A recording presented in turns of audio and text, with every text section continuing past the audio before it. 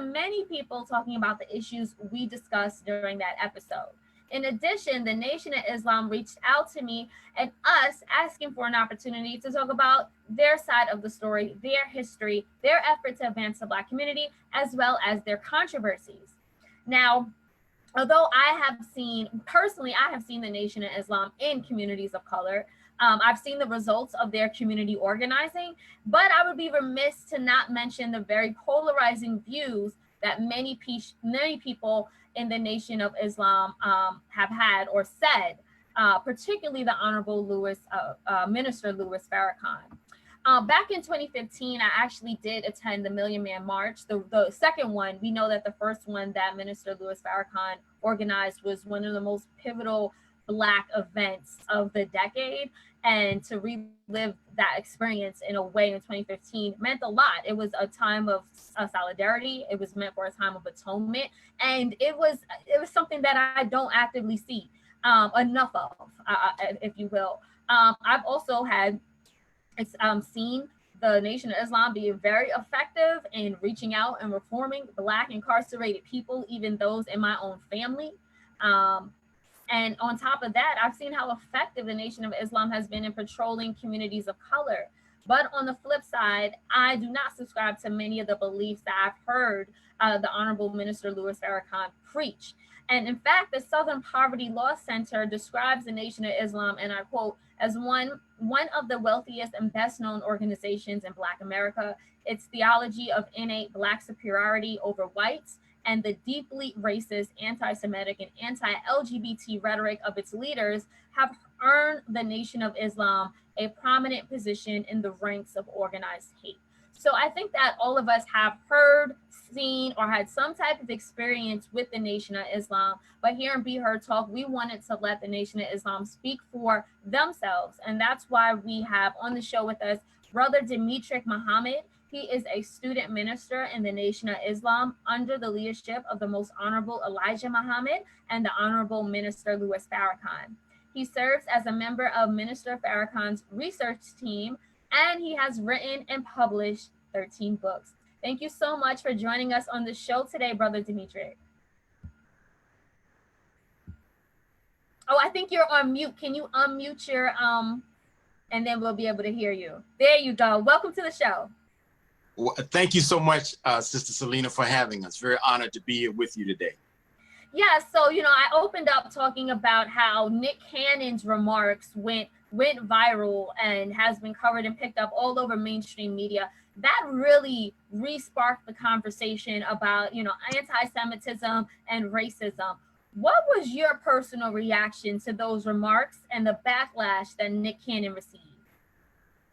Well, I understood based upon knowledge of this controversy that what was taking place with regard to Brother Nick Cannon and Deshaun Jackson and several other high-profile brothers and sisters was actually conceived of in 1994 within the ranks of the Anti-Defamation League of B'nai B'rith, where they proposed at that time, when Minister Farrakhan was a ubiquitous reality throughout Black America, filling up stadiums and arenas, and this upset them. And so they decided that they would punish, or to use their language, to place under an obligation any institutions or high-profile persons who, quote unquote, helped to legitimate Minister Farrakhan's leadership.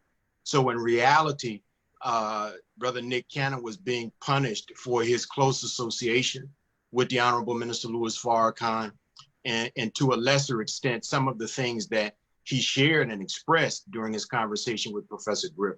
So I understood this phenomenon, having studied it and actually written about it over the years. And it was an unfortunate situation that in 2020, Black people don't have the freedom or the agency to pick and choose our own friends and leaders, which is a right that all other communities seem to be able to enjoy unfettered and uninterrupted. Most Black people, Sister Selena, have never raised their hand in objection to those whom the Jewish community choose to be their leaders or their spokespersons or their advocates. And so I think in the Black community, whether or not you agree with everything Minister Farrakhan says or not, I tell people all the time, husbands and wives don't agree with everything one another says. Sons and daughters don't agree with everything their parents have to say. So we don't have to agree with everything that a great man, a hero, a legend among us says to close ranks around him and say, as a community, we have a right to listen to our brother when he speaks out for us and our community.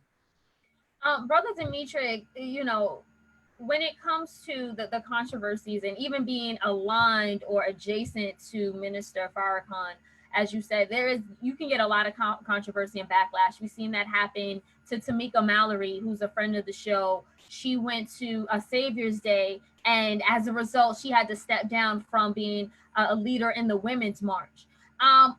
Do When it comes to that type of persecution or whatever you want to call it that people have or go through simply by being associated with the Minister Louis Farrakhan, do you think, does something like that surprise you, or do you acknowledge that some of the things and the rhetoric that the Minister Louis Farrakhan has said can be divisive and polarizing?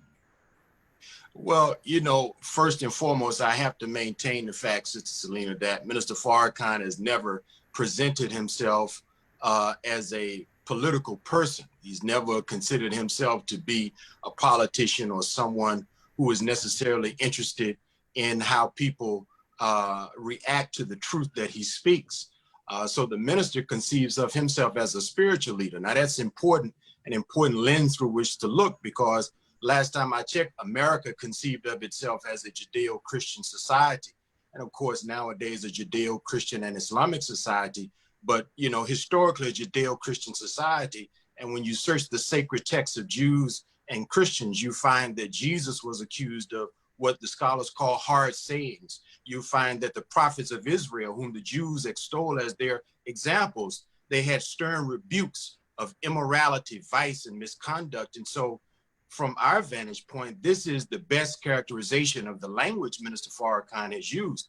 Certainly, when we hear the truth, I mean, we could go into our doctor's office and he may say, well, Brother Demetric, you have cancer, you have this. Now that's truth. I might not like it. I might react negatively to it, but I can't deny the fact that it is the truth. And so what we feel as though Minister Farrakhan has invited the leaders of these organizations, the ADL, Simon Wiesenthal Center, Southern Poverty Law Center, to have an open dialogue where we can present the firm foundation of facts and evidence that Minister Farrakhan's bold claims rest upon.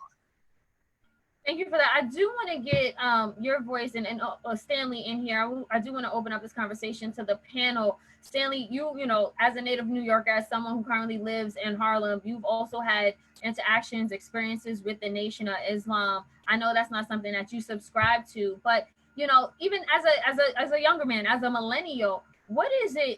What misconceptions or even beliefs is it that you held about the Nation of Islam, and what work do you think they have done in the community? Well, particularly because Malcolm X is such a big hero of mine, the Nation of Islam has always been a group that's been important to me.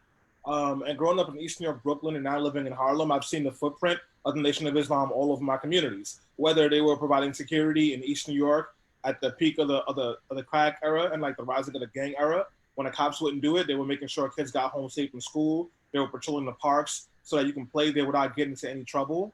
Or whether it was during the holidays, and even though they didn't celebrate Christmas, they were giving away toys and gifts to children. So I've had a pretty robust experience with the Nation of Islam. And as I've gotten older and got more politicized and have my own ideology, I would say that I don't agree with a lot of the things that are said from the Nation of Islam about other people. I don't agree with their stance on same-sex marriage or people in the LGBTQIA community. I don't agree with the things they said about Jewish people, but I know that before it was cool for white folks to be in partnership with black people, and before it was cool to say Black Lives Matter, the Nation of Islam was a group that I can go to. And I know that those people like Brother Leroy, who used to have a show on WHCR, would give me books to read and ask me, he's like, listen, do you have a notebook? Take notes while you're reading. We have folks like that. I had a brother named Knowledge who opened up a community garden in East New York and gave me a tree. And he's like, this is your tree. You got to take care of it. And when I was over there, learning how to garden and all that stuff, I wasn't getting in trouble. That was my safe space. So, I have a very rich experience with the Nation of Islam. which makes conversations like these difficult because it's like, for a large part, they saved my life. They saved a bunch of other lives too. But I do have some like very like some challenges with them. Brother Demetric, like when you hear, testimonies like that, I definitely want to get your feedback. And also, do you think that the controversies or the controversial statements that come out of the Nation of Islam overshadows the community work? Do you guys ever have internal conversations about like just saying like maybe, when it comes to speaking externally, tone it down because we want the work to speak for itself. We want the work to we want to maximize the volume of the work we're doing. Well, Sister Selena, and I want to thank Brother Stanley for his very kind words about his own personal experience with the nation and our work there in the New York area. Of course, we recently lost our dear brother, the East Coast Regional Minister, Brother Abdul Hafiz Muhammad, who became a victim of COVID-19, and he did a lot of community work in the New York area. But I go back again with regard to your question. Even though people may consider us to be a political organization, because as spiritual people, we certainly have a lot to say about socioeconomic issues, political issues, etc. But where we draw the line is that if political considerations are inhibitors of our expressing the truth as we know it. And one of the things that you find, and I maintain and I emphasize this, is that in as much as Minister Farrakhan has been called an anti-Semite, a bigot, a racist, homophobic, etc., and we certainly could, deconstruct those arguments, we have never seen anybody from the opposing team, if you will, to say, I listened to Minister Farrakhan's message, and these are the areas where Minister Farrakhan is factually in error. And so I think it becomes down to a point, do we want truth or do we want political correct speech? I think if you look across the American landscape, one of the attractive things in the last presidential election, especially to the white electorate, was the fact that Mr. Trump seemed to be oblivious to the use of politically correct speech. And his candid frankness touched the hearts of many in white America. And I think it shocked a lot of people that many people actually agreed with many of the racist things that he said, the sexist things that he said. But I think it showed that there's a mood in America moving away from political correctness, where people want the freedom to express and to speak their truth as they understand it. Tammy, I definitely want to get your thoughts on this. You're someone who grew up overseas. You are a product of a biracial marriage. You have very different views. What is it that, outside looking in, you've thought about the Nation of Islam? So I just want to say, like, I'm not very happy or comfortable with the direction of this conversation, because with all due respect, Brother Muhammad, like, I understand where you're coming from and sort of like defending your group's sort of right to speak their truth and the work that they're doing. But unfortunately, I don't think that really answers the question as to why exactly is what they're saying so controversial. I want to make it clear, like, this is a religious extremist group. Like, it is.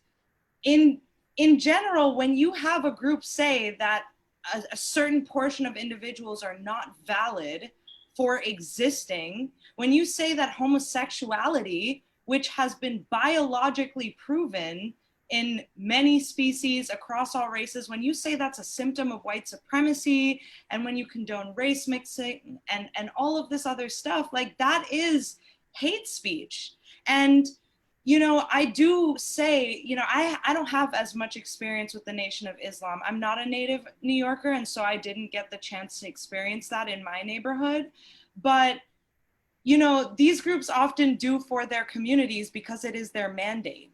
On the same flip side of things, there are really, like, horribly conservative religious Jews who think similar things. They go against race mixing, they condemn homosexuality, and those are some of the most thriving Jewish communities that New York has to offer, and all around the world, because they take care of their own. But it is a mandate when you're upholding sort of racial and gender superiority that you take care of that group, is it not? So like, I want an answer basically as to why sort of public anti-Semitism and these extremely problematic statements are okay just because you're a group that's on our side and trying to empower our communities, especially when it ends up that some of your hate rhetoric ostracizes our very own communities. May I respond, Sister Selena? Oh, yes, please, Brother Demetric. I wanted to say to Sister Tammy, thank you for your candidness and frankness. I would, however, challenge much of the substance of what you said, particularly with regard to anything that Minister Farrakhan has ever said about denying a group of people a right to exist. I'm not familiar with that language, and I'm a pretty careful student of my teacher. I will go on to say is that, you know, hate speech becomes a problem when hate speech leads to hate crimes. And you cannot identify in the history of the Nation of Islam where any of that which has been pejoratively dubbed from our pulpits and rostrums as hate speech has ever been a precipitant of anti-Jewish crime, anti-white crime, or anti-gay crime. Fact about it, Sister Selena invoked the great memory of the Million Man March, and Rabbi Bruce Kahn of Baltimore attended the Million Man March, and he wrote about his experience at the Million Man March, where nearly 2 million Black men appeared to come to hear what mainstream America would call an anti-Semite. However, you might expect that those 2 million men would have left the Million Man March after hearing from Minister Farrakhan to commit hate crimes. But the polar opposite was the case. Many of those brothers left. They joined churches, mosques, synagogues. Many of them became registered voters, increased their civic participation, and there were over 15,000 unadopted children that men from the Million Man March left and adopted. So the work of Minister Farrakhan proves that he is not a progenitor of hate speech. We speak based out of our spiritual and religious understanding that is rooted in the sacred texts that are respected throughout America and the world. So now if there's a departure from the sacred text of scripture, then I understand that. Many people have abdicated or walked away from so-called organized religion. I understand that. But our work and our preaching is based upon that. And I want to emphasize this as well. Anything that you've ever heard Minister Farrakhan say with respect to criticisms of Jewish misconduct in the Black community, anything you've ever heard Minister Farrakhan say regarding Gentile white misbehavior in the Black community, the minister and those of us who are his students are prepared to sit down and to show why we say what we say. And the minister has said for many years to the Jewish community, if you think that Louis Farrakhan is in error, then why don't you sit down at the table to dialogue and point out where I'm wrong? But you'll find that what we have been guilty of has been citing Jewish sources, scholars, historians, and rabbis as they documented their own misbehavior with respect to Black life in America. And so the minister has said, if you want us to disavow, you know, our preaching and our research, then why don't you disavow the scholars whose work we are citing, you know, particularly Rabbi Bertram Korn, who wrote about the Jewish role in the slave trade, who spoke about it at Fisk University and the HBCU. And he said that the information that he researched was so inflammatory within his own community that his own wife told him he shouldn't publish it. But as a scholar committed to the truth, he published it anyway. So I think we have to agree on a certain level that there are certain truths that even though they are true, they may not be comfortable for everyone to hear, but that does not mean that they are not true. And so Minister Farrakhan has maintained over and over again that his number one virtue is his commitment to the truth. Could I, oh, go ahead, Jamie, sorry. I just want to say one thing, which is that something I really like about the law in particular is that it is able to be interpreted any type of way. And that's how I feel about knowledge. You can wield knowledge for the freedom of peoples, and you can wield knowledge for the oppression of peoples. But it is up to you to decide how you want to use that knowledge. And something that, you know, behooves me is the fact that the minister refuses to acknowledge sort of any political culpability by just saying, I'm not a political figure. And political really just means of the people. So if he is using this extremely heavy knowledge to sort of perpetuate this spiritual ideology, which in turn becomes political when it questions sort of people's validity and their place in the world, then that's when it becomes inherently political and problematic. But that doesn't mean necessarily that I think that everything that is said isn't factual. And that doesn't mean that those facts aren't there for a reason. It just means that you have a duty to promote knowledge for the dissolution of oppression, not for enhanced oppression or oppression led by Black people. So Stanley, I definitely want to get your I want to get your voice in here next thing. I just wanted to say, like, we're definitely hearing two different understandings and perspectives. So Stanley, I want to get you to jump back in here and help make sense. Yeah, so like the thing that I did last week and I want to do this week, because I feel like it keeps getting missed out, is like there are Black Jewish people. And I feel like when we're having this conversation about Judaism and Jewish people, it feels like it's being centered on whiteness. And that is a problem, because white people are not all the Jews. They're just not. And like, we need to be respecting that experience and those people. And also, like, the reason that the minister's words make me uncomfortable is because, like, if you're talking about, when you say things like, and I actually have a quote here, the Jews are responsible for all of this filth and degenerate behavior that Hollywood is putting out, turning men into women and women into men. When you're saying something like that, first off, like, you're denigrating gay and trans people, which is like inappropriate and I can't stand for. But then also, like, you're using language that might make certain people look at Jewish folks and trans people as a danger. So now you're putting Jewish people, which includes Black people, in danger, whether you mean to or not, and trans people. There are over 20 trans Black women who have been murdered just this year in the United States, and that number continues to go up. And even as we're having this conversation about Jewish people in America, Black Jews consistently get left out of the conversation. And Black Jews face white supremacy in the United States, and they face it in Jewish communities that are dominated by white spaces. And we can't even get to that conversation and really dig into that, because, like, here we are again, only talking about Judaism as white. And Jewish people and Judaism is not a corrupt religion. They are not a corrupt people. There are corrupt people within that religion. And I think, like, Minister Farrakhan, who was a dynamic speaker, like, he has to be responsible and be clear about what the problem is, because it's not Jewish people, it's white supremacy. And until we get to that, we're going to keep on being in this vicious cycle. Well, Brother Demetric, I definitely want to get you back into the conversation here. Do you think that there could ever be a day where there's a coalition of all of us working together progressively for, you know, the shared goal of the advancement of Black liberation and freedom? Certainly I do. And I would just add to what my brother stated. You know, the Black Jews don't call Minister Farrakhan anti-Semitic. And Black people who are the object of his criticisms more than any other group, we don't call him anti-Black. And I also have to say that there are many Jews who agree with Minister Farrakhan. There are many Jews who bear witness to the truth that Minister Farrakhan speaks. And they understand that this labeling of the minister as an anti-Semite is political posturing. Former Israeli Education Minister Shulamit Alani spoke to Amy Goodman on Democracy Now! And she admitted, you know, that this is a trick that is used to silence criticism with respect to Israel or any other kind of Jewish misconduct. And so I would just hope that we would have an appreciation for those facts.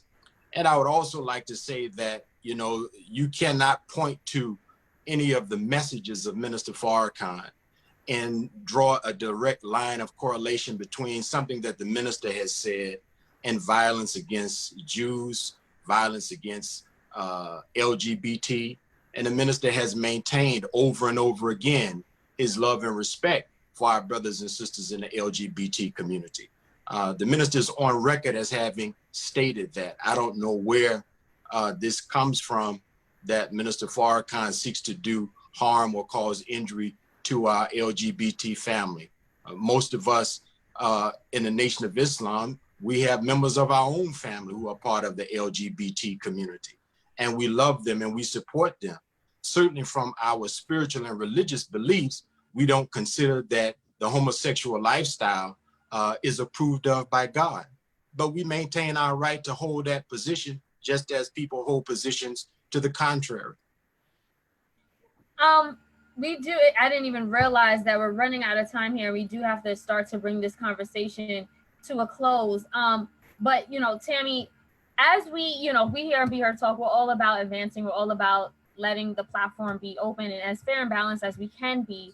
But we do share the same goal. We may not all agree with the Nation of Islam and the sentiments that have been shared or past statements, but when it comes to liberation, that's what actually unites us all. What is it that you think needs to be done to bring us closer to that goal?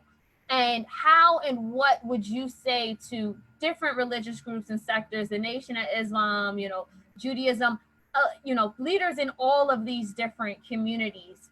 How can we all come together for the betterment and the advancement of Black people?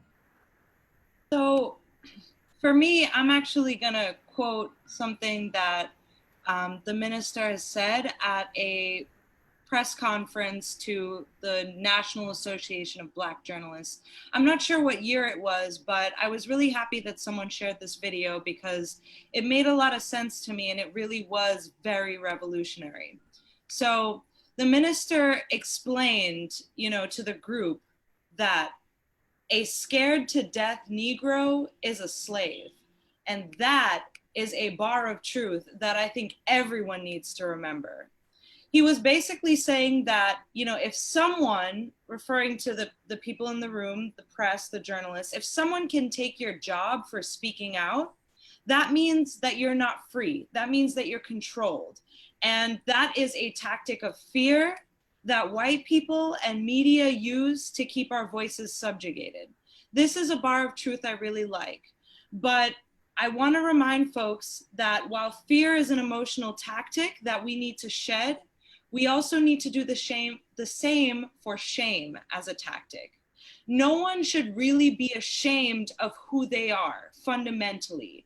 Even if, and I love clowning white people much like the next person, but even if you're white and you directly come from slave owners, there's a chance at redemption. It's about what you do now. So if you can shed that fear of the white supremacist capitalist system, and you can shed shame about who you are or sort of your backdrop, and just get into the movement and start defending the people that need it most, whether that's showing up for pro-Black causes or standing up to anti-Semitism or whatever it is, that I think is what puts us on the path of unity.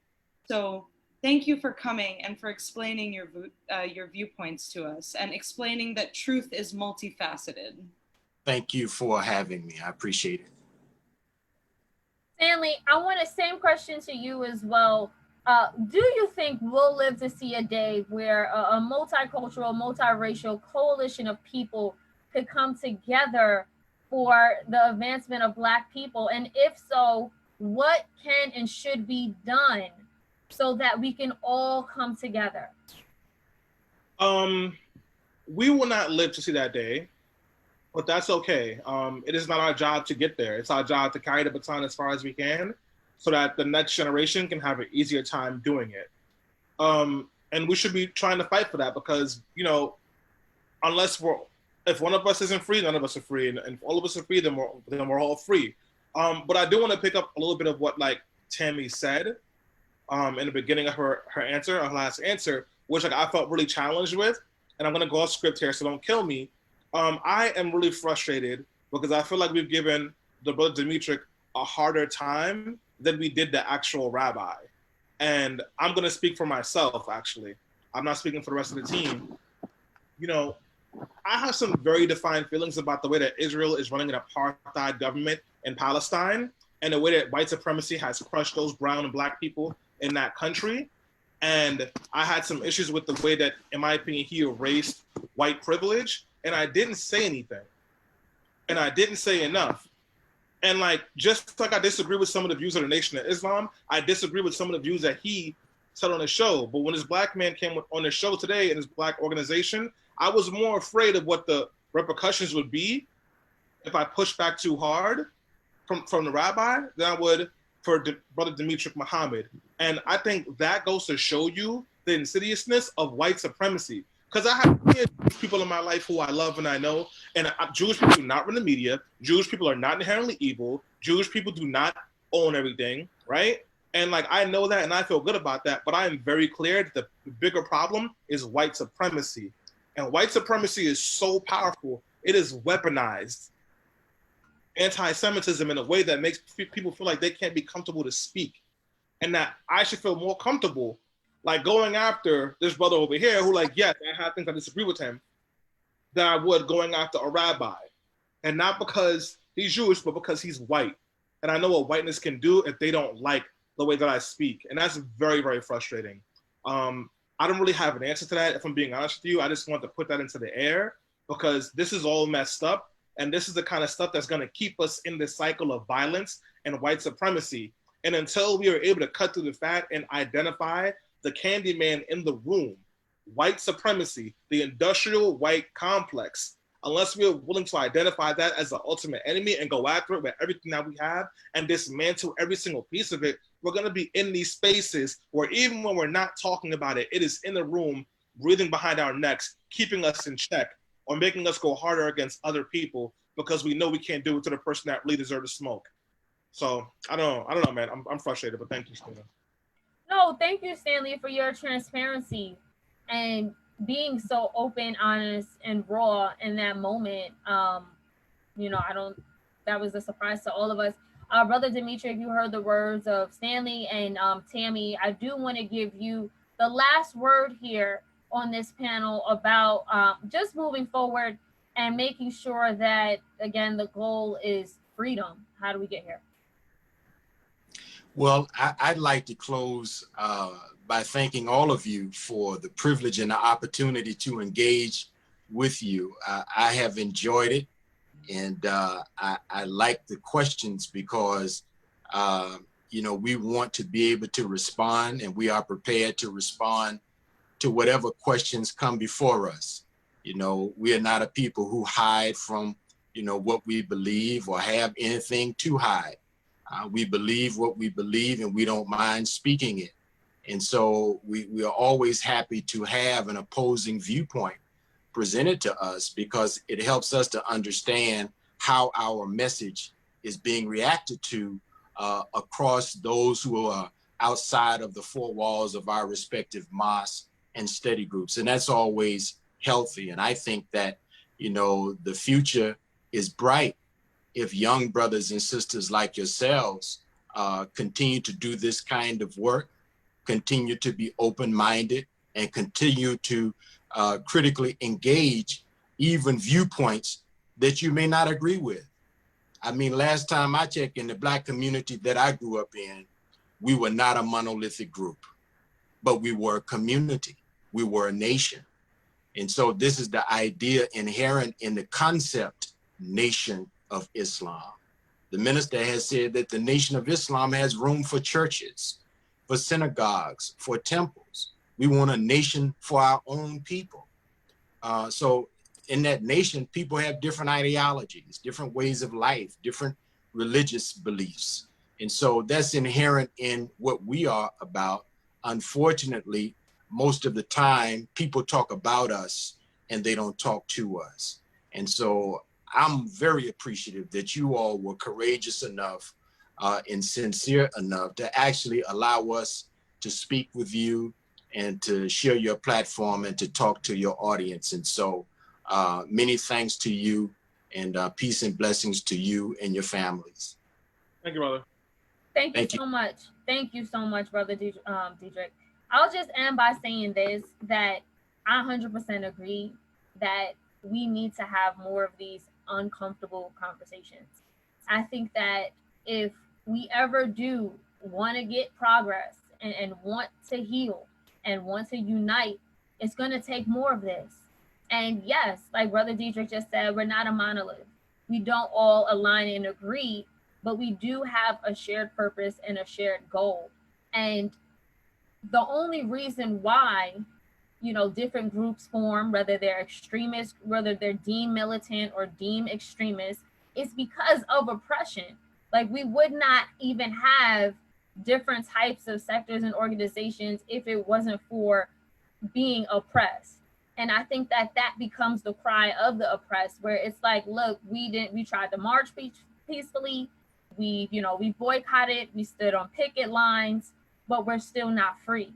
And it's because of that why we have seen so many different tactics and strategies. And no matter which one you personally align with, I do think that there's room for all of us in this fight. I will say that again, I do not stand with everything Minister Louis Farrakhan has said, but I do understand how dynamic his voice has been, because he is one of the only Black leaders that I've seen never cave to the white establishment.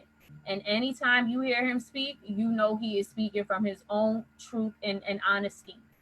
I can't say that about too many other Black leaders, unfortunately, because they either have, they're either funded by special interest groups, or they have their own political agendas. And in order to navigate in this space, in this country, unfortunately, you do have to compromise in some type of way.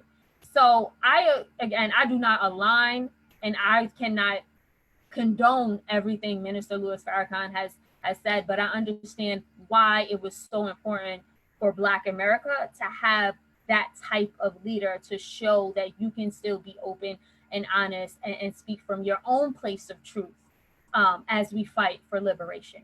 So on that note, I do again want to thank Brother Demetric for coming on the show today. I want to thank everyone who is watching us live via Facebook. Thank you so much for your comments and your engagement. And if you're listening via podcast, please share this show and tag us at Be Heard Talk. Again, that is Be Heard Talk. You can also support us on GoFundMe by giving a donation and supporting us.